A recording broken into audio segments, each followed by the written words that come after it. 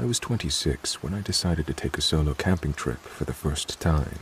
Nothing crazy, just me, a little tent, and some time away from everything. I'd been meaning to get out in the woods alone for a while. I figured some peace and quiet would do me good. Cedar Lake seemed like a good spot. About an hour away from where I lived, tucked away in a state forest that not many people talked about. Quiet, easy access, and a small lake with a boat ramp. Perfect. I packed light, just a little dome tent, a sleeping bag, enough food for 2 days, and my old aluminum rowboat. It's been with me since college. Nothing fancy, but reliable. I wasn't looking to rough it. I just wanted to be out there without anyone around. I got to the campsite Friday afternoon.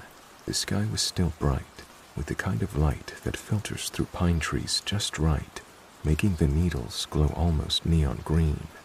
The air smelled like dirt and moss, and something faintly sweet. It was late summer, just before the leaves started to turn. I set up the tent close to the shore, where the water was calm and the trees hung low. I didn't do much that night, just built a small fire, cooked some canned chili on the edge of a grate, and read a bit until the fire died down. The lake was almost mirror still, no breeze to disturb it, and the only sounds were the soft lapping of water and the distant call of an owl. I got inside the tent before 11, thinking I'd get a solid night's sleep. But around 2 a.m., I woke up suddenly. Something wasn't right. I heard the low hum of a motor out on Cedar Lake. After dark, the sound was rare and always a little off. No one usually took boats out this late, not unless they were up to no good. I lay still for a second, trying to convince myself it was nothing, but it wasn't nothing. I slipped out of the sleeping bag, grabbed my flashlight, and carefully zipped the tent open, trying not to make noise. The air was crisp and smelled like wet earth. Moonlight spilled across the lake's surface, turning the water into shifting silver ribbons. That's when I saw them, a small motorboat drifting alongside mine. 3 men sitting low, their faces mostly hidden in shadows. They spoke quietly, too low to make out words, but their body language was tense, like they were nervous or in a hurry. One of them stood up and stepped onto my boat, moving toward my gear. I couldn't tell what he was doing, but it looked like he was messing with something, maybe rifling through my bags or checking if my gear was worth stealing. I didn't hesitate. I raised the flashlight and blasted the beam at them.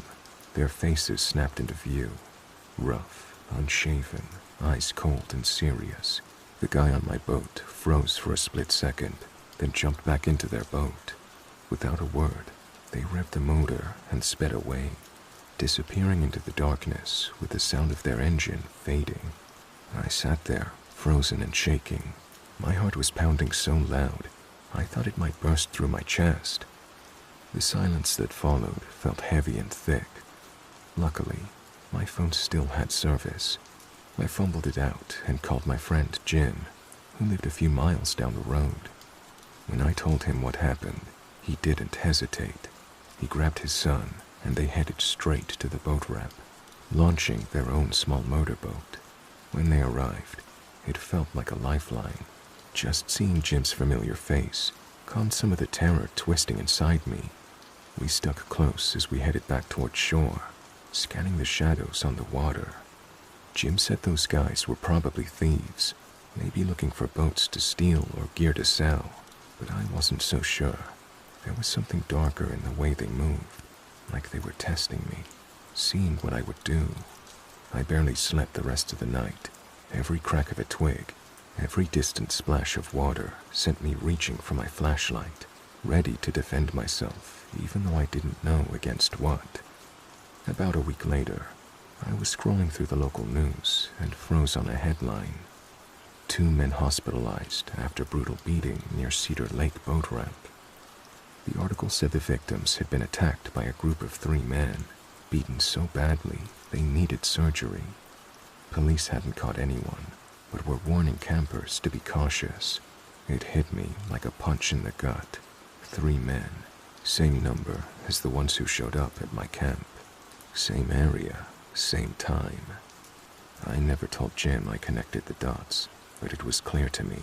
Those guys weren't just thieves. They were dangerous. That was the last weekend I ever set foot on Cedar Lake. Looking back, it feels like a moment I can't shake, like a line I'd stepped over without realizing it. Being alone out there, isolated in the dark, made me realize how exposed I was, how small. The woods and lakes we think of as peaceful can hide real danger. People who use the cover of night and solitude to do terrible things. I sometimes wonder what they wanted from me. Did they mean to steal my boat? Were they scoping me out for something worse? I don't know.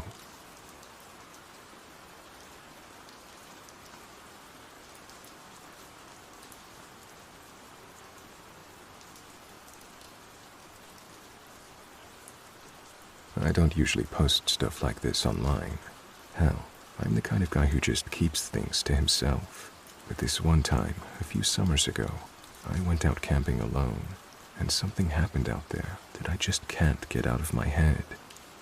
Maybe writing it down will help me figure it out, or at least get it off my chest. So, here goes. I was getting that itch to head into the wilderness. I picked Blackwood backcountry, a huge chunk of old forest up in the mountains. No trails, no campsites, barely anyone goes there. It's the kind of place that's been left to itself for years. I packed light, just a small one-person tent, a sleeping bag, some dehydrated meals, a water filter, my camp stove, and a flashlight. No phone signal once you get far enough in, so I didn't even bother bringing one. I drove as far as the dirt logging road went, then hiked 4 miles in with all my gear. The spot I picked overlooked a small lake, surrounded by thick pine and fir trees. The water was so clear it looked like glass, reflecting the trees and the blue sky above perfectly. The sun was dropping low when I got there, painting everything in orange and pink light. I set up my tent near the water's edge, collected firewood, and sat back, just soaking it all in. The whole place was so quiet. No cars, no planes, no people. Just the occasional bird or chipmunk darting through the brush. The kind of quiet that gets into your bones, you know? That night, the stars came out like nothing I'd ever seen before. The Milky Way stretched across the sky like a river of light. For once, I was truly alone. Around 10 p.m., I was just about to drift off when I heard it. Crunch, crunch, crunch. At first, I thought it was an animal, but these steps were heavy, deliberate, slow and methodical, like someone was pacing around the edge of my camp. My heart stopped.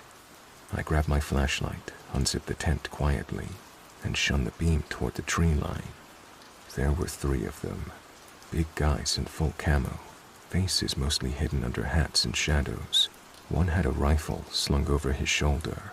The others carried big packs. One stepped closer to my tent, fingers twitching near the zipper. Instinct kicked in, and I yelled, "Hey, what are you doing?" They froze for a second, then, without a word, disappeared into the woods like ghosts. I didn't sleep much after that. I kept staring into the dark, expecting them to come back any minute. In the morning, I poked around the clearing and found something that made my stomach drop. Twisted wire snares, hidden in the bushes a few feet from my tent. Crude but deadly traps, designed to snap shut and hold anything caught by the leg. I hadn't noticed them when I arrived. That's when it clicked. These weren't regular hunters passing through. They were poachers, the kind who set illegal traps to catch animals without permission, probably to sell or keep, and judging by how they acted, they didn't care who or what they scared off. I packed up fast and started hiking out. Once I got back near the dirt road, I managed to get a weak signal on my phone and called Carl, a local ranger I'd met a couple of years before. I told him what happened, the guys circling my camp, the snares. He sounded serious. "We've had reports about those poachers," Carl said. "They've been working the area for months. We think they're targeting some rare species. They're dangerous, and they don't take kindly to anyone who stumbles on them." I asked if they could send someone to patrol or keep an eye out. "We wish we could," Carl said, "but Blackwood's massive, and we don't have the manpower. Best thing you can do is stay clear if you see those guys again. Just get out and call us from somewhere safe." A week later, I was scrolling the local news when something jumped out at me. 2 experienced hikers missing near Blackwood backcountry. Search ongoing amid warnings of illegal traps. Apparently, these 2 hikers, who knew the area well, disappeared near the same spot where I camped. Rescue crews found their backpacks and boots abandoned near some wire traps, but no sign of the men themselves. The police suspected the poachers were involved, trying to keep people away from their territory. That hit me like a freight train. Those guys who showed up at my camp weren't just trespassers or some weekend hunters. They were predators, hiding out in the wilderness and using traps to control who could be there. And if those hikers could just vanish like that, I can't stop thinking about what might have happened if I hadn't yelled that night.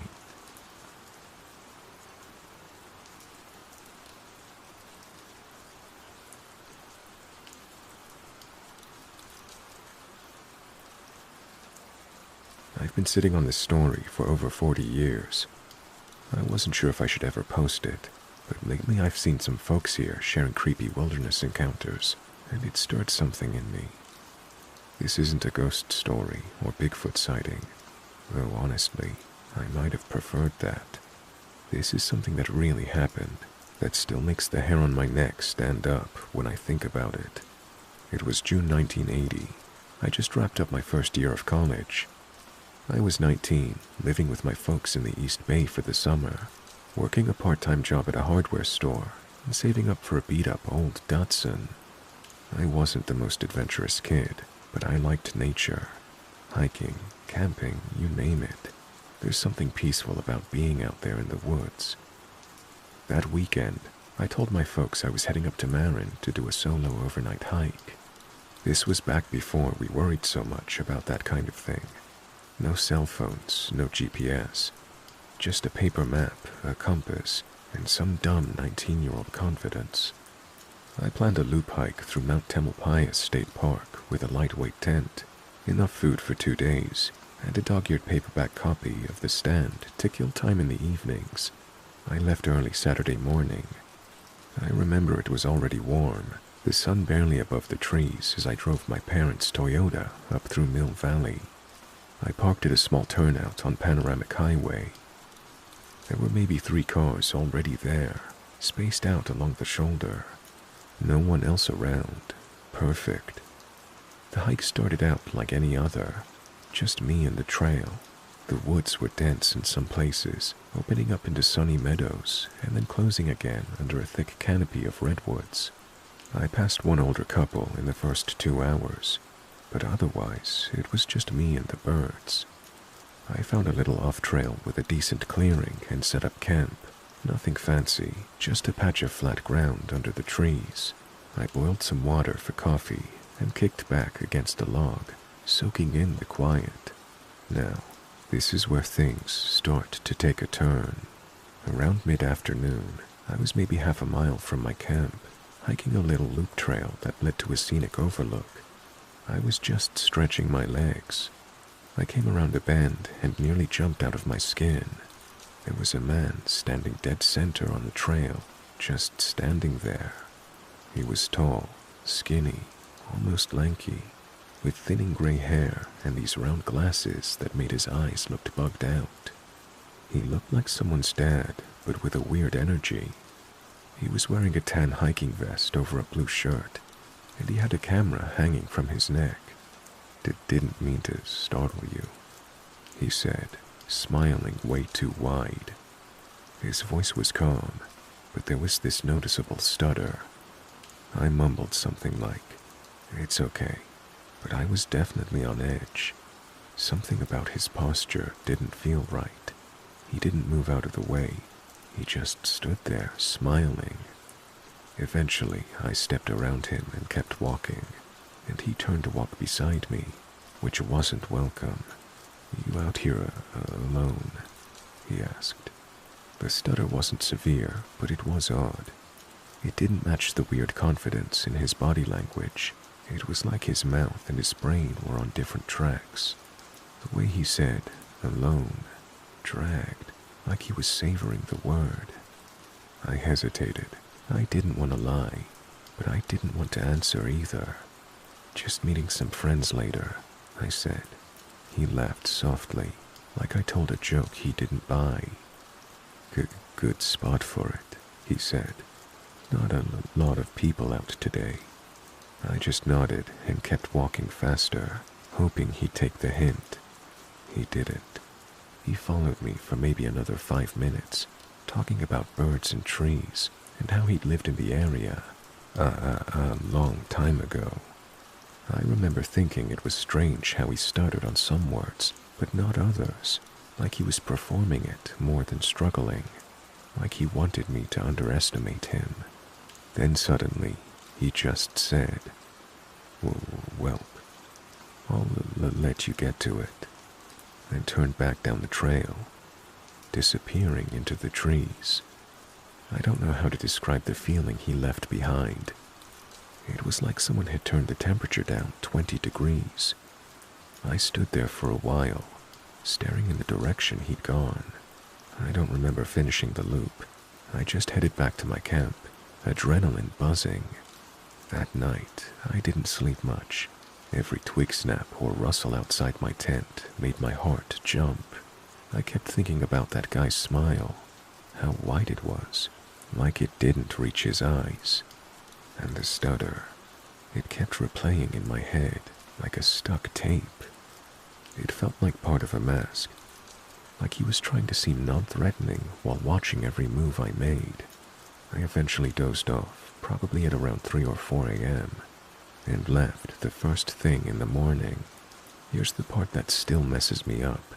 That afternoon, driving home, I flipped on the AM radio. The top story on the local news was about another hiker who'd been found dead, shot, execution style, in the woods near Mount Tam. The body had been discovered earlier that morning, just a few miles from where I'd camped. I pulled over and just sat there. I don't remember exactly what the reporter said, but the words serial killer and trailside stuck in my head like thorns. I'd never even heard of the trailside killer before then, but it wouldn't be the last time I did. I got home that Sunday evening and didn't say much to my folks. I told them the hike was good, weather was fine, yada yada.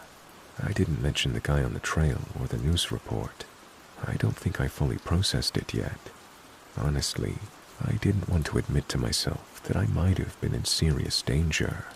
It was easier to pretend that creepy guy was just some socially awkward hiker, and not, a murderer.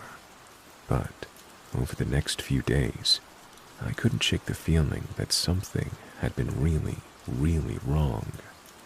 I started paying attention to the news. Back then, you didn't get updates pushed to your phone. You had to actually watch the local broadcasts or read the paper. So, every night, I sat in front of the little TV in our kitchen, waiting for updates. And, sure enough, there it was again. The second body had been found. Another hiker, this time a woman in her 20s. She'd been shot in the back of the head at close range and left just off the trail. Again, near Mount Tam. Police weren't saying much, but the anchor mentioned something about the possibility of a serial offender, and a name started circulating, the Trailside Killer. I started digging a bit. I'd head to the library after work and flip through newspapers on microfilm, looking for anything I could find. What I learned chilled me. This wasn't new.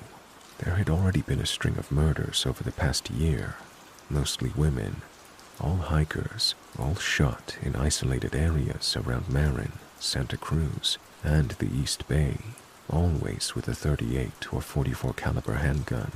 Sometimes their wallets were gone, sometimes not. Nothing ever taken from the men, when there were any. But there were other details too. Once the paper didn't print front and center. If you read between the lines, occasional quotes from investigators, brief mentions buried deep in the articles, it was clear these killings weren't just about robbery or quick violence. Some of the victims had been found bound. Some were partially clothed. There were references to signs of struggle or additional trauma, but the specifics were often left vague. I think deliberately. One reporter wrote that the full autopsy reports were too graphic to summarize in print. Another hinted at evidence suggesting prolonged encounters. I don't think I need to spell out what that means. The thought that the man I met might have done that to multiple people made my skin crawl in a way I'd never felt before. Up until then, I'd been clinging to the idea that maybe I'd misread the situation. Maybe he was just a weird guy. But when I imagined that same flat smile, that awkward stutter, hovering over someone who couldn't fight back, I stopped making excuses. I realized I hadn't just brushed past a killer. I'd walked within arm's reach of a monster. Eventually I told a friend, a guy I worked with at the hardware store. He was older, maybe 25, and into all kinds of survivalist stuff. When I told him the story, he got real quiet. "You think it could have been him?" he asked. I said I didn't know, and I didn't want to believe it. "Sounds like you got lucky, man. Real lucky." That word stuck with me. Lucky. Not smart, not brave, just lucky. Then the summer ended and I went back to school. Life moved on, but every once in a while, usually when I was out in the woods or heard something on the news, I'd think about that guy, about what could have happened if I'd lingered, about how close I came to being a name on a list. Fast forward to 1984. I watched a special on TV about California serial killers. Cheery evening viewing, I know. And suddenly, there he was, that face, the same bug-eyed glasses, the weird smile. David Carpenter, the trailside killer. I felt like I was going to throw up. They were showing his mugshot after his arrest in '81. A woman and her boyfriend had been hiking in the Santa Cruz Mountains. He shot both of them, but the guy survived and managed to give police a description. That was what finally brought him down. Turns out Carpenter had a rap sheet going all the way back to the late 40s. He'd been in and out of prison for horrible crimes that I won't spell out. He was a total predator, and he'd been living in the Bay Area the whole time, hiding in plain sight, holding jobs, taking hikes. The show mentioned at least 10 confirmed murders, but some investigators thought the real number might be higher. I sat there, frozen, just staring at his face on the screen. There was no doubt in my mind that was the guy I met on the trail. Same stutter, same weird, too wide smile. I hadn't imagined it. I hadn't exaggerated it. I had walked away from a conversation with a man who was actively killing and torturing people in the woods. I didn't tell anyone for a long time. I don't really know why. Embarrassment, survivor's guilt maybe. Like I had no right to be traumatized because I wasn't one of the victims. I didn't call the police either. It had been years by then. What could I have said? Hi, yeah, I had a weird chat with a killer once, but I didn't know who it was at the time. I doubt it would have helped. But still, I think about that sometimes. Maybe I should have said something earlier. Maybe someone else wouldn't have died. That was the last solo hike I did for a long time. I stayed out of the woods completely for a couple of years, and when I did go back, I made damn sure someone always knew where I was and when I was supposed to be back. Even now, I still flinch a bit when I see someone suddenly appear on a trail, even if they're just out walking their dog or jogging. My mind goes right back to that day, that smile, that stutter, that moment where I felt like I was being watched not by a man, but by a predator sizing me up. Time does that thing where it just rolls forward whether you're ready or not. I went on with my life, graduated, moved, changed job a few times, got married, had a kid, but that encounter, it stayed, sometimes buried, sometimes right up at the surface, usually triggered by something random, a story, a sound in the woods. My wife always said I seemed hyper-aware in unfamiliar places. She called it my sixth sense. I never explained why. I never wanted to scare her. She just thought I was overly cautious, a little paranoid, and maybe I was, but it wasn't baseless. I knew exactly what people were capable of, even the ones who smile at you on a trail in the middle of the day. In 1997, we took a family trip up north, past Mendocino, just a couple of nights in a cabin with the kiddo. My daughter was about 6 at the time, all curiosity, and she wanted to go exploring. There was a little wooded path near the property, nothing fancy, just a short loop that led to a stream and back. Harmless, right? Still, I felt that familiar tightness in my chest when we stepped into the trees. I let my wife walk ahead, kept my daughter in my arms, scanning every direction like I was expecting something to lunge out. Halfway through, we passed a man walking alone, average-looking guy, maybe in his 40s, wore a rain jacket and carried a small walking stick. He smiled and nodded politely, and I nodded back, politely, calmly, but I was on tenterhooks. He kept walking, disappeared around a bend, and I turned to my wife and said, "Let's head back." She gave me a look but didn't argue. She knew when to trust me on things I couldn't quite explain. That's the thing no one tells you about this kind of experience. It never fully leaves you. You can't unfeel that brush with danger, and I never felt the same in the woods after 1980. I go back, sure, but I always carried that weight, that shadow. In 2003, I finally did what I should have done 20 years earlier. I called the police, not 911, just the non-emergency number for the Marin County Sheriff's Office. I told them I thought I'd encountered David Carpenter back in 1980, before his arrest. I didn't expect anything to come of it. I just wanted it on record. Closure, I guess. They were polite, took down my statement over the phone, asked a few clarifying questions. They said they'd pass it on to the cold case unit. I never heard back, but that wasn't the point. I just needed it out of me. That same year, something else happened that shook me more than I expected. Carpenter came up for potential execution. The state was moving cases forward again. His name popped up in the newspapers, radio reports. Death row inmate David Carpenter, trailside killer, back in headlines. His photo was everywhere again.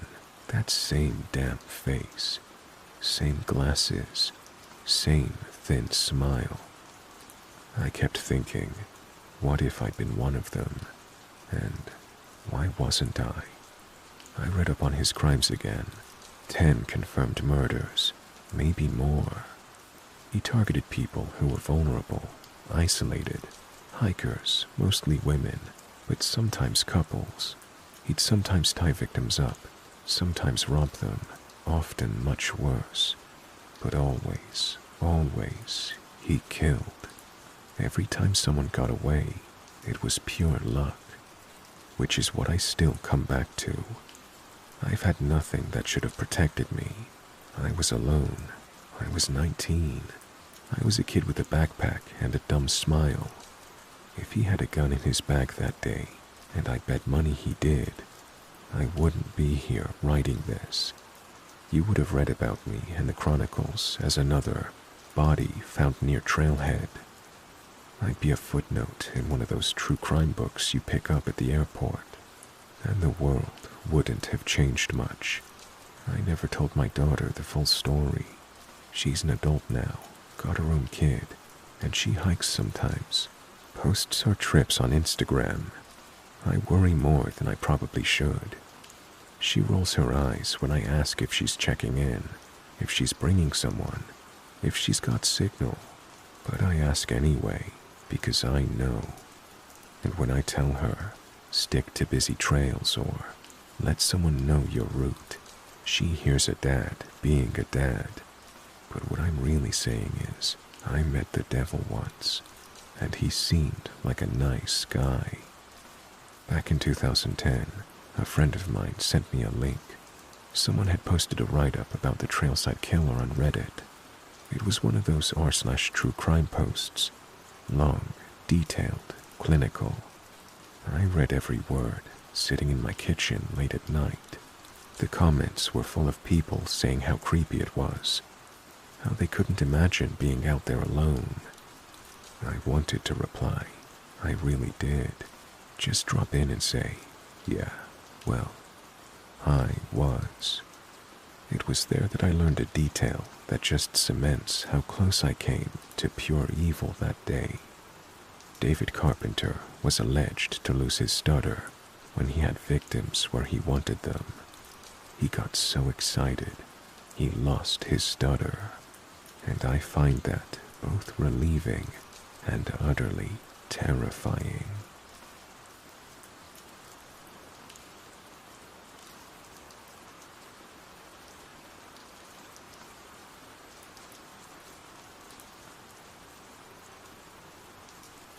It was September 22nd, 2018. My friend had enlisted my help as a YouTuber and cameraman to showcase his skill as a blacksmith. We needed a location that was nearby, but remote enough that cars or people would not be heard.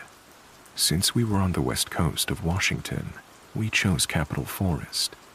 I had meticulously packed all my gear and GoPro batteries, as well as multiple LED lanterns, because we decided to stay overnight. We went ahead and used my 2-man Kelty ultralight tent, a small tent, but it would easily house my gear and protect us from the elements.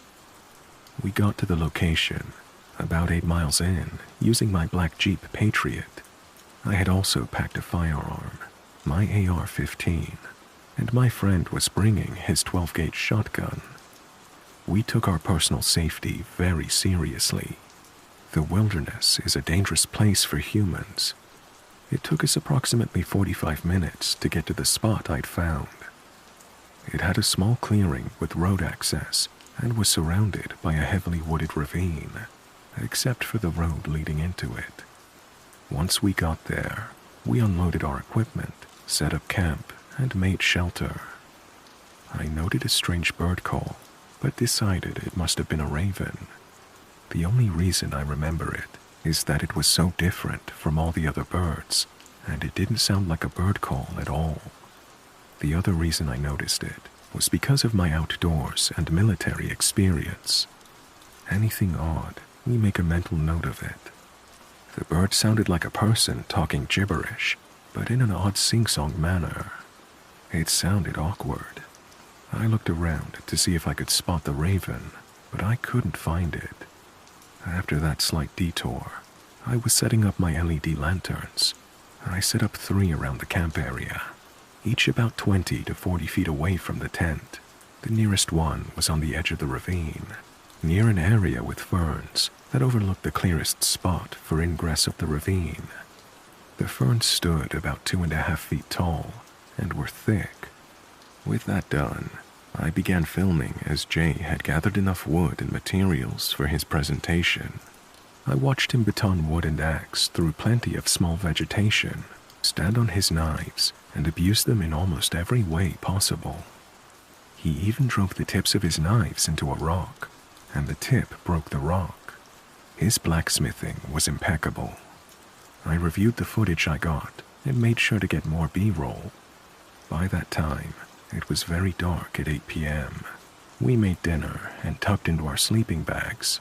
I fell asleep almost immediately. I had a great sleep until about 2:50 a.m. I awoke to something sniffing my head from outside the tent. When I was conscious, I heard it huff in longer intervals 3 times. I quickly turned my head to Jay to make sure he wasn't doing some weird snoring. I found out afterward that he'd taken a medicated gummy. I don't drink, and I do not partake. I'm very clean cut. I immediately tried to wake him as I unzipped my sleeping bag and held the AR-15 lengthways across my body, the barrel pointing toward the huffing sound. Jay said, "Go back to sleep, it's nothing," and continued to snore. He wouldn't wake up. I said in a very loud voice, "Get." Nothing. There were no sounds of scrambling through the underbrush, no stepping on cold, dry leaves, no animal sounds, no bugs. I was perturbed. I lay awake for almost 3 hours, holding the rifle and sitting up, waiting for this thing to come through the tent. Around 2.5 hours later, I finally went back to sleep. Jay woke me up at 9 a.m. I told him I heard an animal last night and tried to wake him. He didn't remember anything. I said, "Let's check for prints. I'm very curious to see what it was." I'm not sure if it was because the ground was soft and full of debris, but there were no prints around my tent. I checked on the muddy side of the ravine, underneath the ferns, and on a muddy switchback that deer frequented. I knew deer frequented it because there were several deer prints on it. There was also a strange imprint from what I thought could be a very large dog or bear, and it wasn't there the day before. I walked back to Jay and told him I had found a strange print that wasn't there yesterday. He said it looked like a man's footprint, but it was distorted due to the rain and slick mud. We both laughed. I agreed, but we both disregarded that possibility. It started to rain at about 10 a.m. that morning. I asked if I could invite some friends from Tacoma. Jay agreed, and they said they'd be there in time for dinner. Today, we left all the knives and other equipment in the tent, and we just focused on making a decent amount of fuel for the fire tonight. The previous night got to around 45 degrees Fahrenheit. For those Celsius users, your fingers can turn blue without gloves. It was around 6 p.m. when they finally got there. Our fire was burning cheerfully with a nice wood pile next to it. We had spaghetti for dinner. Em was a friend of mine in the military. C was Em's guest.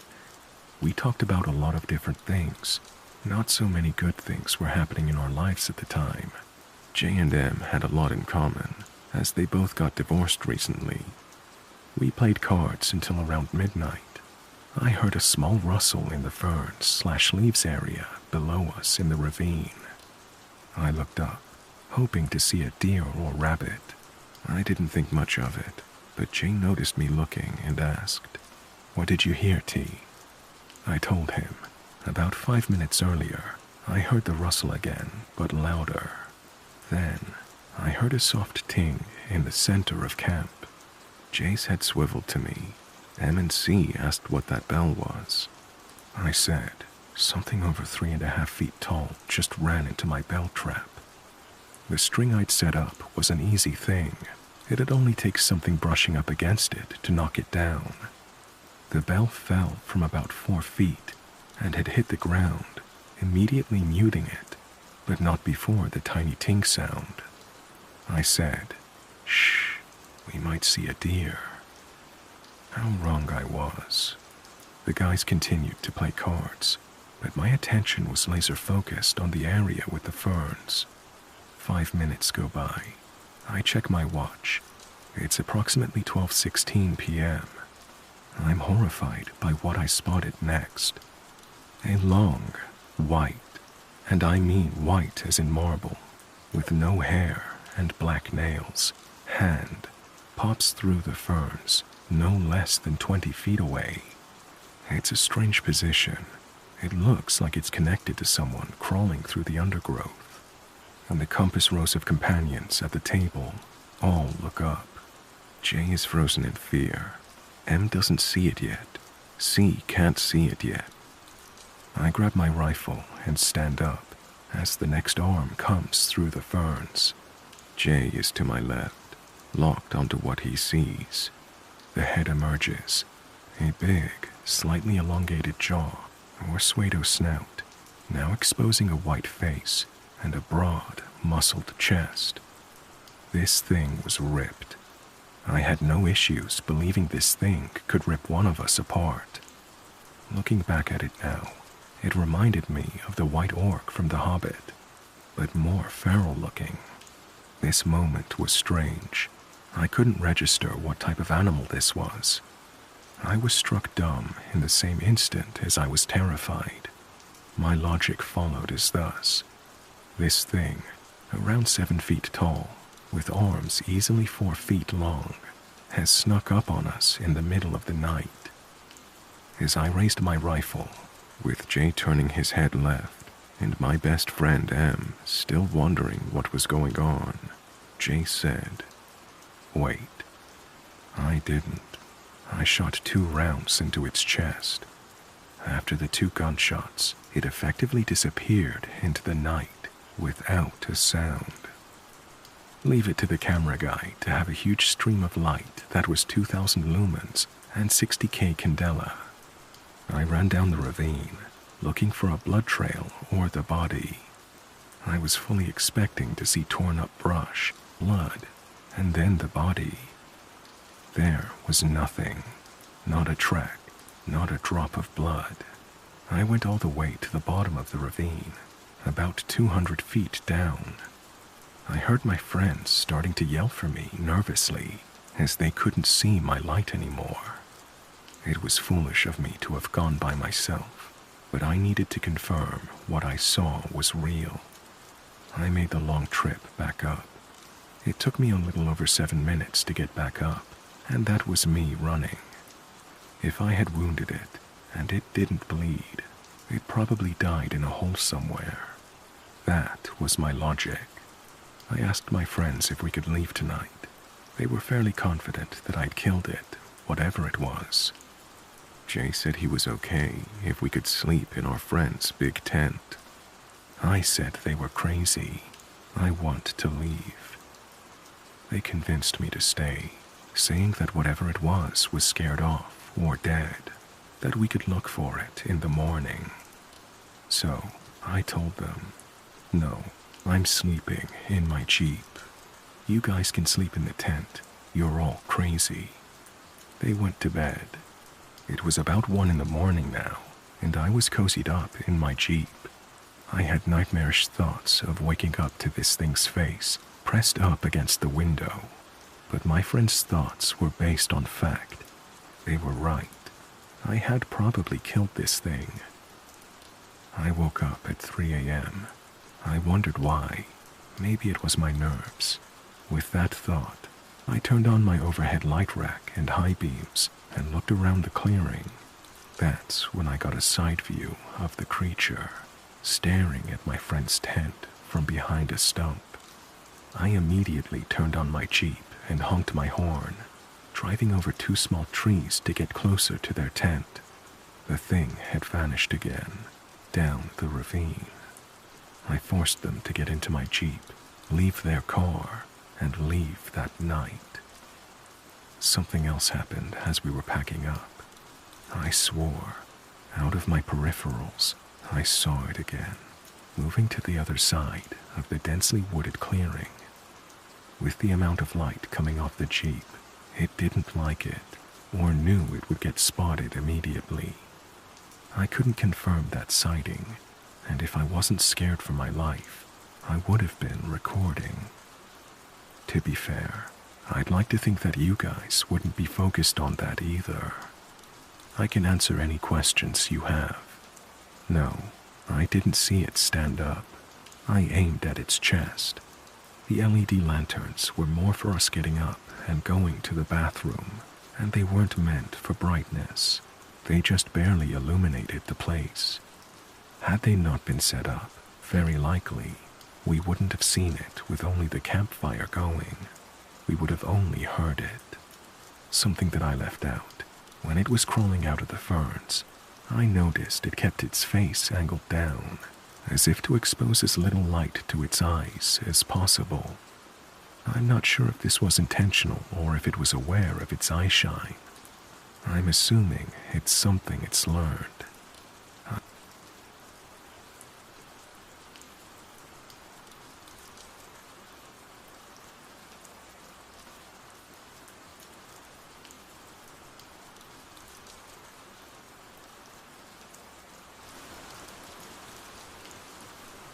Hey guys, I hope you enjoyed that. If you have a scary story you'd like me to read on the channel, please send me an email or post it to my subreddit. You can find details of this in the video description. It's the stories that make this, and this is the best way to ensure variety in the stories I share. Thank you all for listening, and a special thanks to my channel members and patrons who now have special access to ad-free videos and other behind-the-scenes content. Once again, thank you guys for listening.